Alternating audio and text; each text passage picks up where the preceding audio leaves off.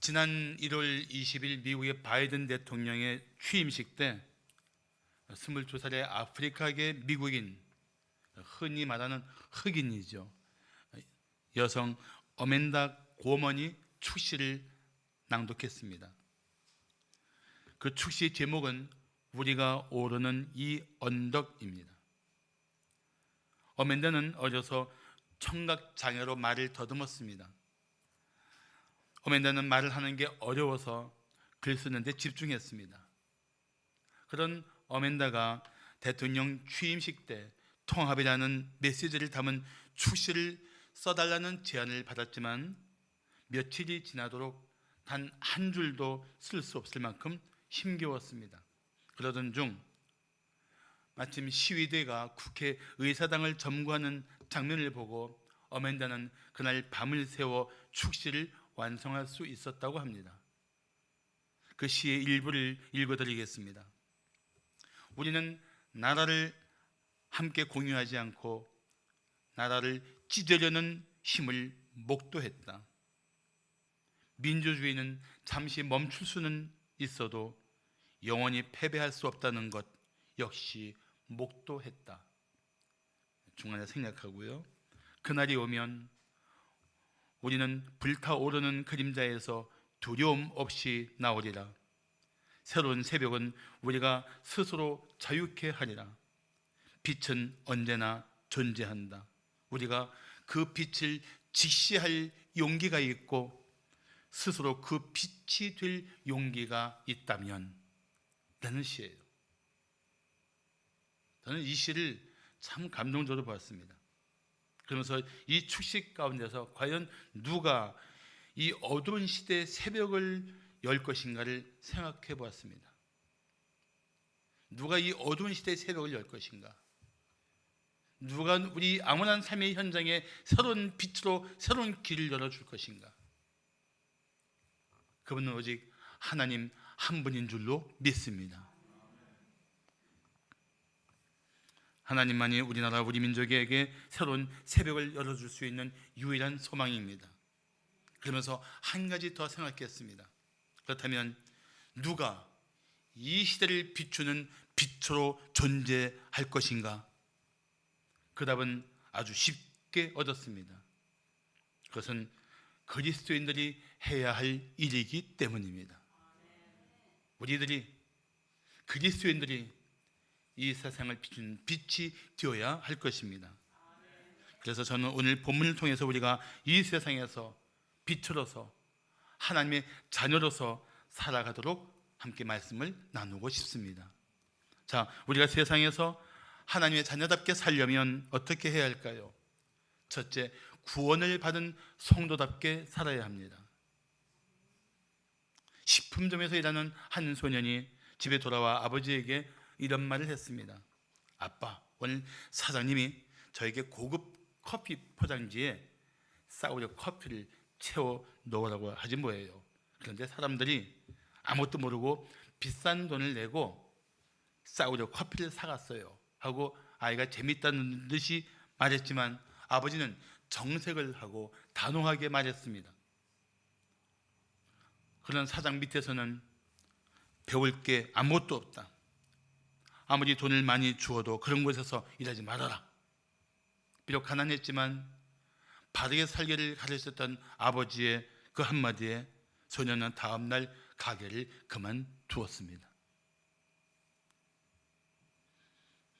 그런데 그 후에 아무리 많은 곳에서 일을 해도 정직하게 일하는 곳을 찾을 수가 없었습니다. 결국 소년은 청년이 된 후에 직접 창업을 했습니다. 가게가 망하는 일이 있어도 손님을 속이지 않았고 창문에는 먼저 그의 나라와 그의 의를 구하라는 하나님 말씀을 붙여놓고 자기 스스로 그 말씀에 합당하게 살기를 힘썼습니다. 청년의 정직한 삶은 결실을 맺어서 마침내 미국 내에서 약 1000여 곳이 넘는 대형 체인점으로 성장했고 사람들은 마침내 그 청년을 백화점 왕 J.C. 펜이라고 불렀습니다. 그 유명한 백화점 왕 펜이의 이야기입니다. 우리 그리스도인들이 이 세상에서 살아간다는 것이 사실은 그렇게 생각처럼 만만치 않습니다. 정말 만만치 않은 세상에서 그리스도인들께 사는 것이 얼마나 힘든 것인가를 저도 겪었습니다. 저도 한 15년간 직장 생활을 하면서 정말 예수의 이름으로 산다는 것이 얼마나 힘겨운 일인가를 오롯이 다 겪었단 말이죠. 그런데 분명한 것은 있습니다. 그럼에도 불구하고 이 세상 속에서 우리가 그리스도인답게 살면 하나님께서 그 삶을 특별한 은혜 가운데 지켜 주신다는 것입니다. 저는 그걸 믿어요. 그 하나님을 제가 경험했기 때문입니다. 그 하나님이 지금도 우리 성도들을 위해서 우리 성도들의 삶의 현장에서 일하고 계신 줄로 믿습니다. 오늘 본문 12절을 보시면 그러므로 나의 사랑하는 자들아 너희가 나 있을 때뿐 아니라 더욱 지금 나 없을 때에도 항상 복종하여 두렵고 떨림으로 너희 구원을 이루라고 말씀합니다. 여기 너희 구원을 이루라는 말씀이 주목할 부분이에요. 계속해서 이루어 가라는 뜻입니다. 자, 이쯤 되면 우리 안에 질문이 생기지 않습니까? 아니, 우리가 예수 그리스도를 마음에 영접하는 순간 우리는 이미 완전한 구원을 받았습니다. 그런데 우리에게 오늘을 살면서 구원을 이루라니요, 이 말씀 앞에 우리는 설명이 필요하다고 생각하지 않습니까? 그래서 제가 설명해 드릴 것입니다. 자, 예수 그리스도를 믿는 순간 모든 죄는 십자가의 보혈로 깨끗이 용서를 받습니다. 믿습니까? 그리고 우리는 오직 우리를 위해 대속의 피를 흘리신 예수 그리스도를 믿음으로 의롭다함을 받습니다. 믿습니까? 이것을 칭의라고 합니다. 칭의, 칭한다, 의롭다고 칭한다. 그래서 우리는 죄의 형벌로부터 구원을 받습니다. 그러나 우리는 이 세상에 살면서 날마다 때마다 죄의 권세와 끊임없이 싸워야 합니다. 그리고 우리가 바라보는 예수님처럼 영적으로 성숙해 가기 위해서 더 전진해야 합니다. 이런 영적인 삶의 과정을 우리는 성화라고 합니다. 거룩할 성, 거룩하게 변해간다는 것입니다. 오늘 본문 12절에서 항상 복종하여 두렵고 떨림으로 너희 구원을 이루라는 말씀은 바로 이 성화를 의미하는 것입니다. 이것은 지속적인 것이며 평생 힘써야 할 일입니다. 그리고 다시 우리 주님께서 영광 중에 오실 때 우리는 죄의 존재로부터 완전히 분리되어서 우리는 예수님처럼 영화로운 존재가 될 것입니다. 그것을 영화라고 합니다. 영광스럽게 변한다. 그러니까 칭의는 죄의 형벌로부터 구원받은 것이고, 성화는 죄의 권세로부터 구원을 받는 것이고, 영화는 아예 죄의 존재로부터 완전히 우리는 분리되어 하나님 나라에 들어가는 것을 말합니다. 구원은 이 칭의와 성화와 영화를 다 포함하고 있습니다.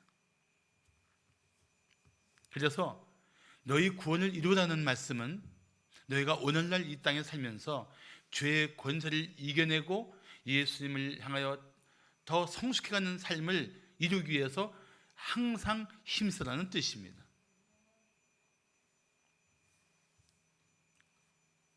그런데 이 구원을 이루기 위해서 우리가 두렵고 떨리는 마음을 가져야 합니다. 하나님을 향한 경건한 두려움, 하나님을 향한 경건한 두려움.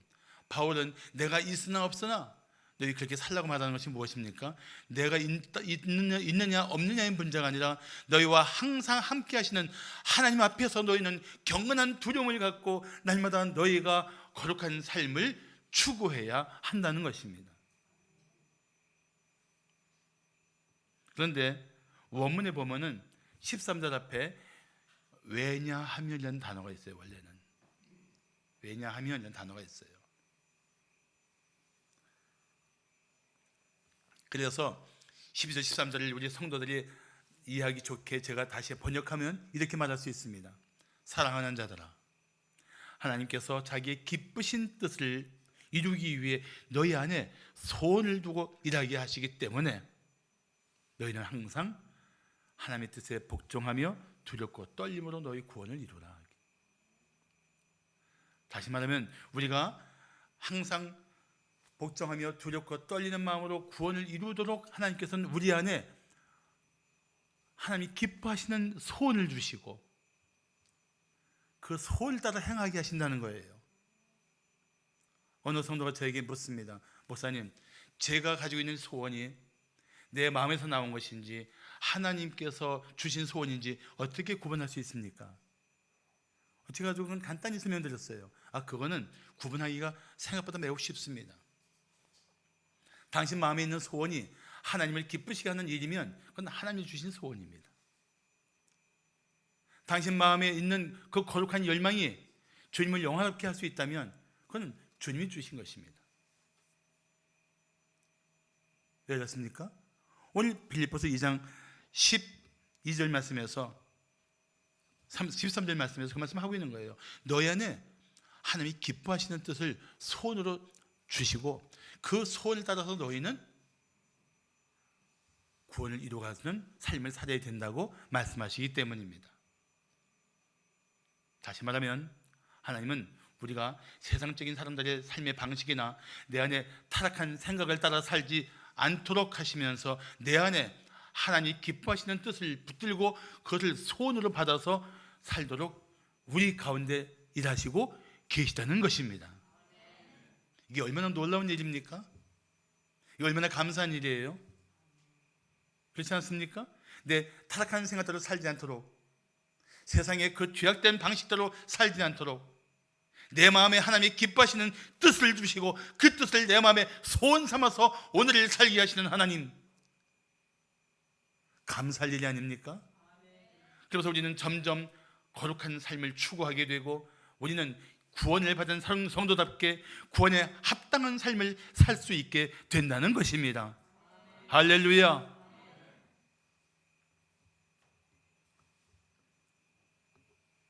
그러므로 이제 우리 스스로 물어야 할 것입니다. 나는 과연 구원받은 성도답게 살고 있는가? 내게 거룩한 소원을 주신 하나님의 뜻을 따라 살고 있는가? 이 질문의 답은 여러분이 하셔야 합니다. 자, 우리가 세상에서 하나님의 자녀답게 살려면 어떻게 해야 할까요? 둘째, 빛을 비추는 성도답게 살아야 합니다. 빛을 비추는 성도답게 살아야 돼요. 우리 교회 윤지영 장로님의 이야기입니다. 장로님한테 허락도 안 받고 얘기하는데 워낙 너그러운 분이니까 그냥 이해하실 줄로 믿습니다. 장로님과 대화하던 중에 장로님이 하신 말씀이에요. 장로님은 정말 변하지 않는 사람들의 모습에 낙담이 되어서 기도하다가 하나님의 음성을 듣게 되었습니다. 그 응답은 간단했습니다. 그 음성은 아주 간단했어요. 어두울수록 별빛이 빛나느니라. 어두울수록 별빛이 빛나느니라.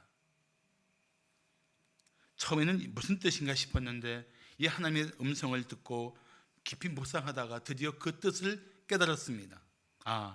세상이 어두울수록 하나님은 내가 빛으로 살기를 원하시는구나.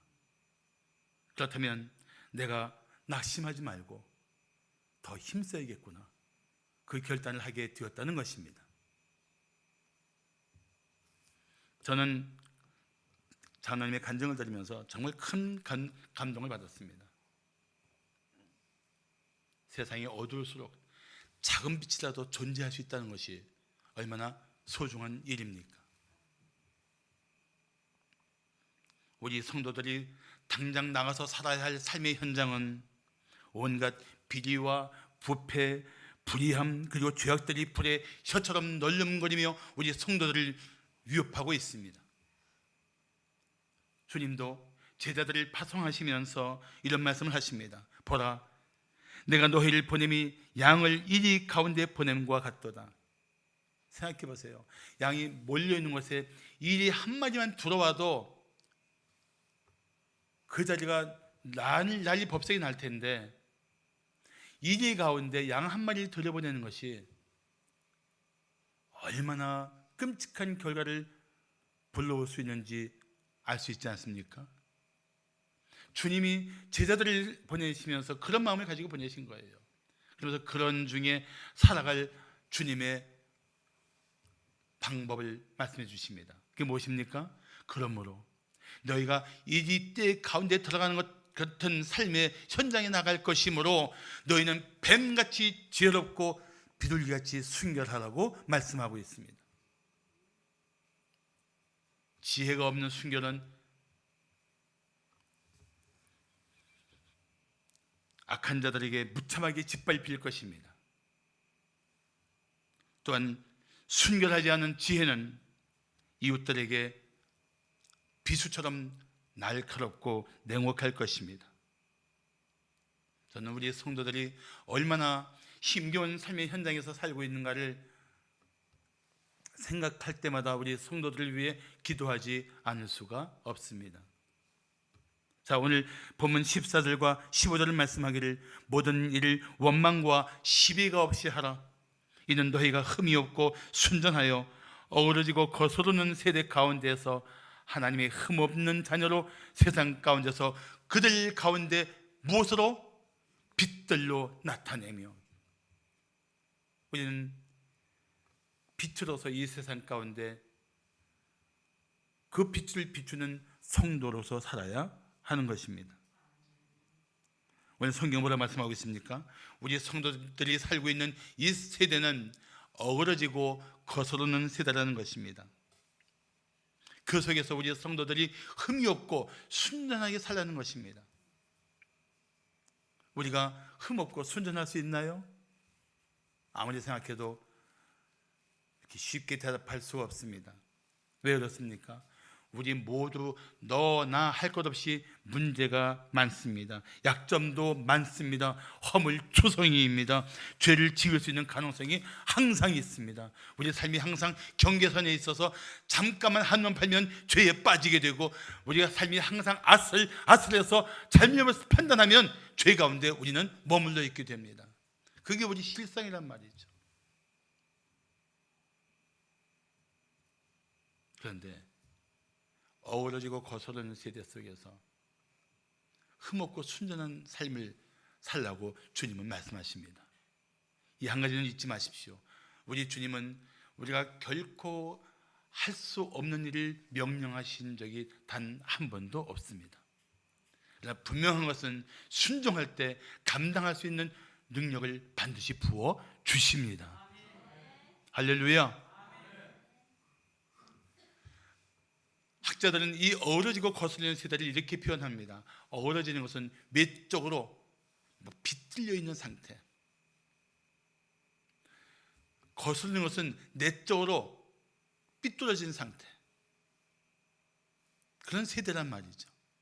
그런데 흠이 없고 순전하다는 것은, 흠이 없다는 것은 외적으로 고결한 상태, 순전하는 것은 내적으로 고결한 상태. 다시 말하면 안팎이 잔뜩 뒷꼬이고 비틀려서 왜곡되어 있는 이 세대 속에서 우리는 더욱 하나님의 성도로서 이 세상에 빛을 비춰야 할 존재답게 더 영적으로, 도덕적으로 고결하고 더 탁월한 삶을 추구해야 한다는 것입니다. 그게 우리에게 요구하시는 하나님의 뜻이에요. 그러므로 우리는 할 수 없다고 뒷걸음치기 전에 멈춰서 주님, 이 삶을 살게 해주시옵소서 기도해야 할 것입니다. 그 삶을 결코 버릴 수 없는 내 삶의 스타일로 붙들고 치열하게 살아가야 할 것입니다. 우리 성도들이 그런 성도들이 되기를 예수의 이름으로 축복합니다.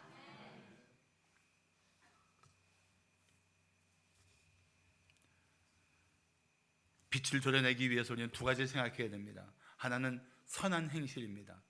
마태복음 5장 16절을 보시면 이같이 너희 빛이 사람 앞에 비치게 하여 그들로의 착한 행실을 보고 하늘에 계신 너희 아버지께 영광을 돌리게 하라.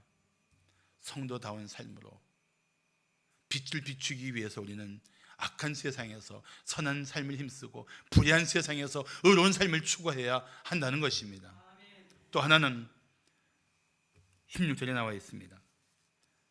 오늘 보면 16절 보시면 생명의 말씀을 밝혀 나의 다름질이 헛되지 아니하고 수고도 헛되지 아니하므로 그리스도의 날에 예수님 다시 오시는 그날에 내가 자랑할 것이 있게 하려 함이라. 무엇을 밝히라고요? 생명의 말씀. 우리는 우리의 착한 행실로 이 세상에 빛을 비춰야 할 뿐 아니라 생명의 말씀을 높이 들어 이 복음을 통해서 하나님 말씀을 통해서 이웃들에게 빛으로서 존재해야 한다는 것입니다. 그래야 이 어둠을 비추는 빛으로서 우리는 존재하게 될 것입니다. 그래서 우리는 다시 한번 조용히 생각해야 할 것이 있습니다. 나는 과연 이 어그러지고 비틀린 시대에 이웃에게 빛을 비추고 있는가? 더 확산해서 얘기한다면 우리는 이렇게 물을 수 있습니다. 우리 교회는 어둠에 잠긴 이 시대의 사람들에게 빛을 비추고 있는가? 조심스럽지만 이 질문에 대한 답을 우리가 가지고 살아가야 합니다.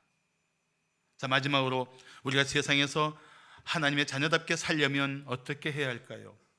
셋째, 주님을 위한 헌신을 기뻐해야 합니다.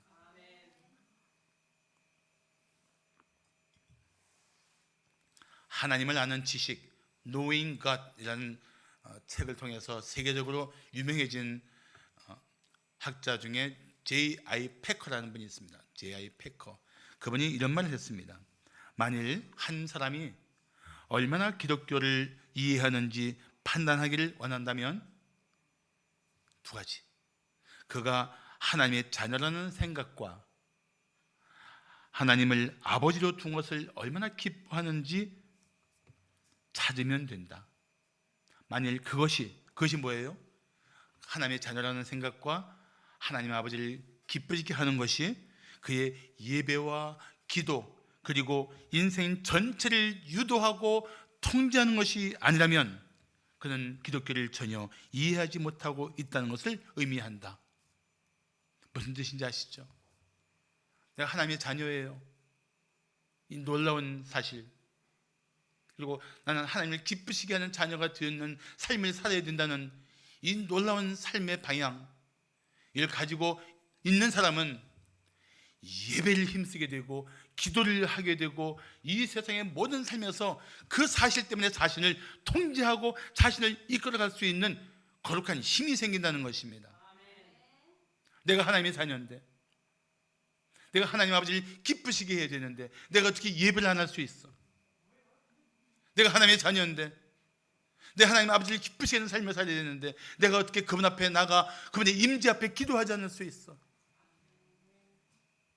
내가 하나님의 자녀인데 하나님의 아버지를 위해서 내가 어떻게 이렇게 살 수 있어? 그런 삶의 분명한 동기와 삶의 분명한 원칙이 생기는 거예요. 저는 오늘 우리 아들 가족이 올 줄 모르고 이 설교 원고를 준비했는데 뜻하지 않게 아들 가족이 다 왔어요. 지금 제가 첫 번째 개척했을 때 평택에서 우리 아들이 그때 13살인데 초등학생인데 주일을 준비할 때 우리 아들이 조보를 다 만들었어요. 우리 딸은 어린애들 다 돌봐주고.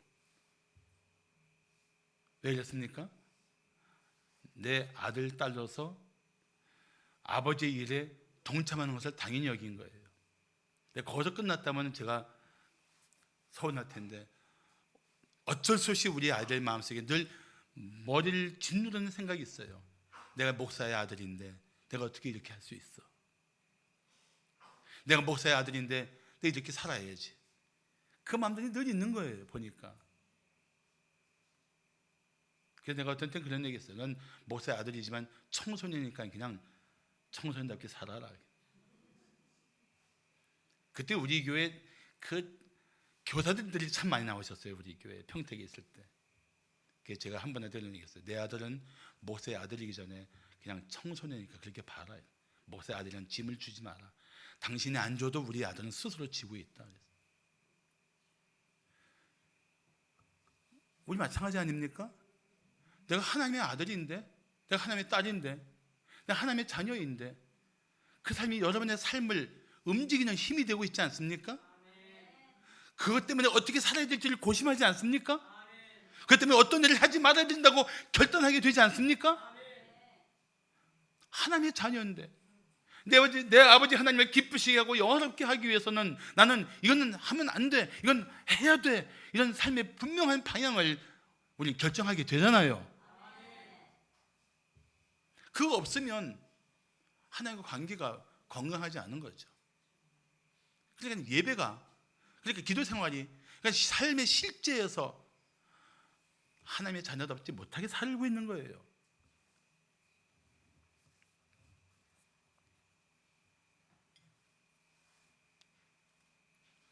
하나님 아버지를 사랑하면 사랑할수록 우리는 더 강력한 삶의 동기를 하나님과의 관계 속에서 찾게 됩니다.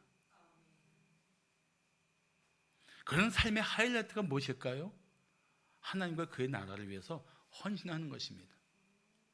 헌신은 내 모든 것을 다 드려도 아깝지 않은 하나님을 향한 사랑입니다.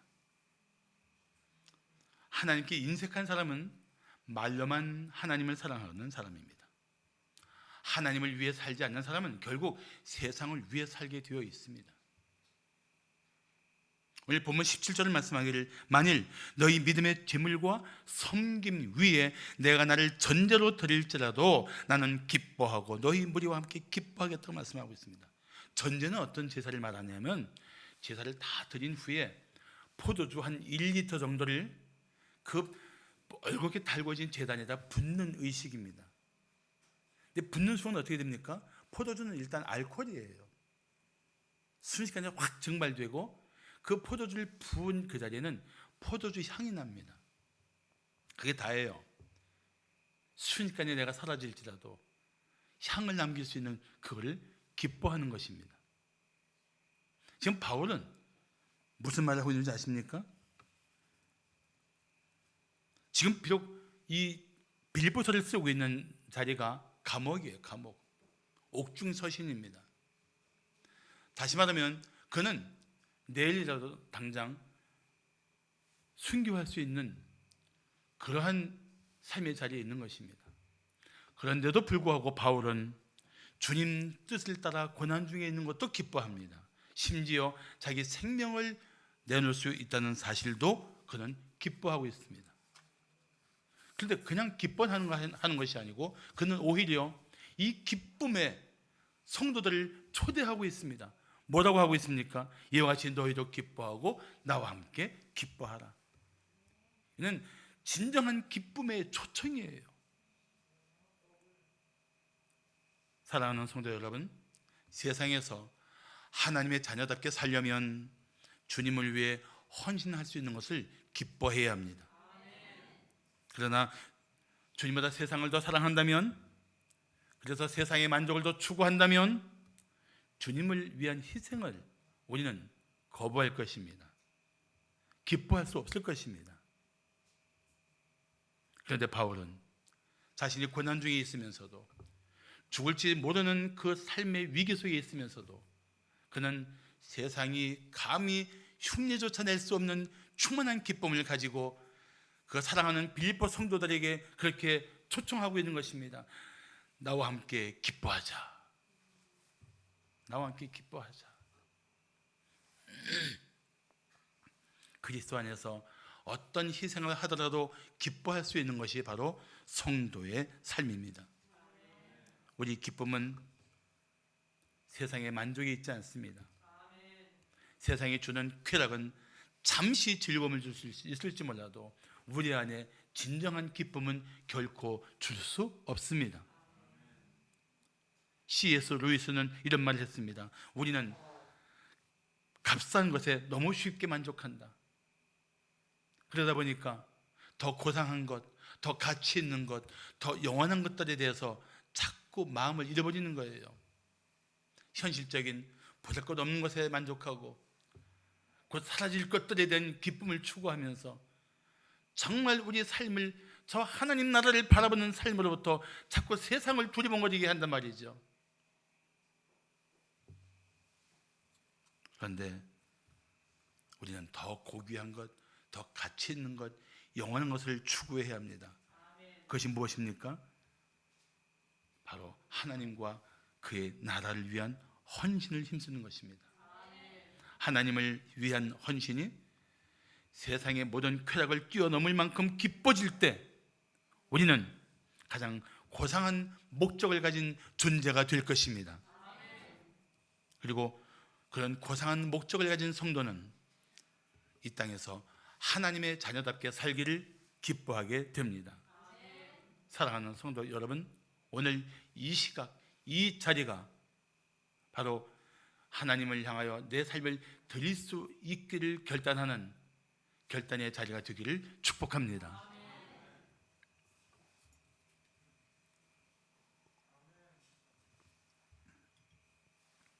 미국의 명문대학교 중에 하나인 휘튼 대학교를 수석으로 졸업한 짐 엘리엇은 선교를 위해 1952년 남미의 에콰도르 정글의 와오디아 인디언들에게 복음을 전하기 위해서 친구 4명과 함께 열심히 준비했습니다. 말도 배우고 그들을 위해서 선교 물품도 준비했습니다.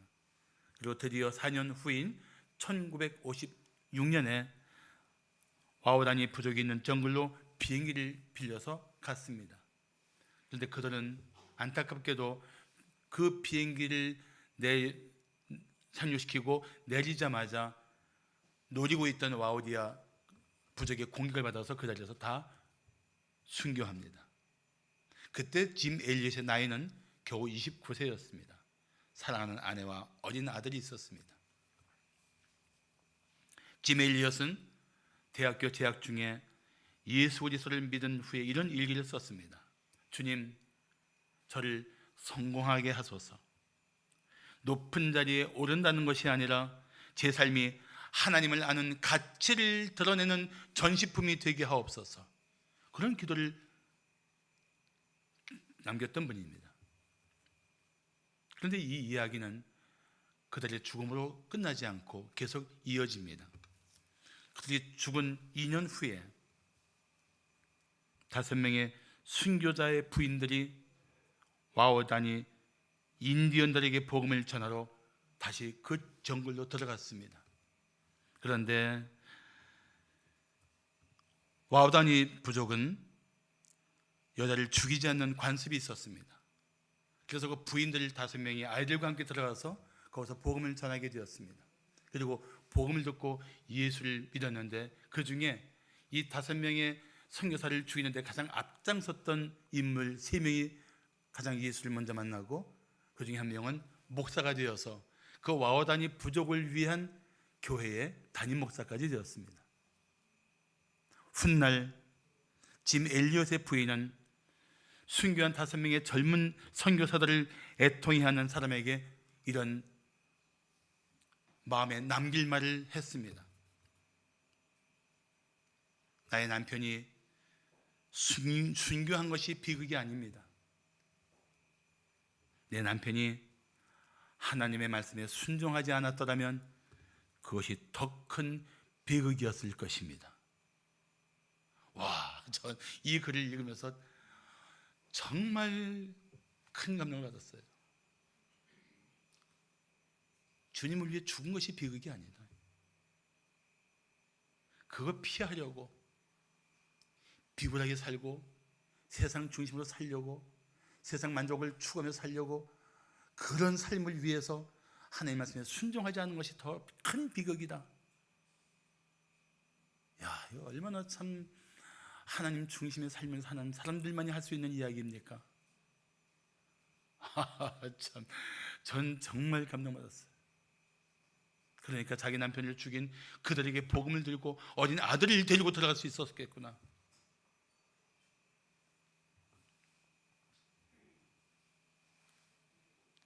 어떻게 주님을 위해 헌신하는 것을 비겁하게 살기 위해서 하나님을 불순종하는 것과 비교할 수 있겠습니까?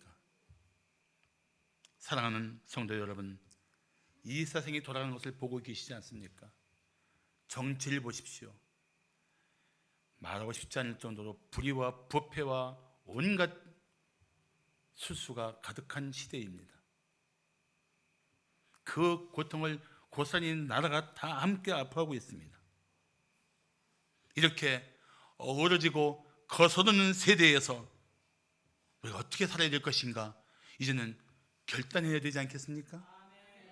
저는 우리 성도들이 이럴수록 그리스도인답게 살기를 축복합니다. 세월 갈수록 그리스도를 닮아가는 성도가 되기를 축복합니다. 그리고 이 세상에 빛으로 존재해야 될 것입니다. 그런 삶을 살기 위해서 저는 다시 두 가지를 고면합니다. 하나님 말씀을 가까이 하십시오.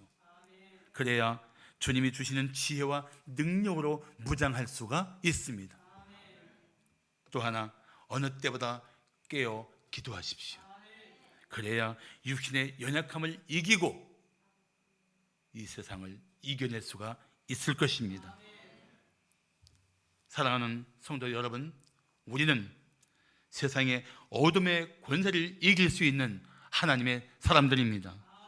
우리는 어그러지고 거스르는 세대를 흔들어 깨울 수 있는 하나님의 백성들입니다. 그렇다면 우리는 이제 그런 사람답게 살아야 하지 않겠습니까? 우리가 그런 빛을 비추기 위해서 일어선다면 하나님은 우리 민족, 우리나라, 우리 이웃들을 새로운 은혜 가운데 회복시켜 주실 줄로 믿습니다. 할렐루야. 기도하겠습니다.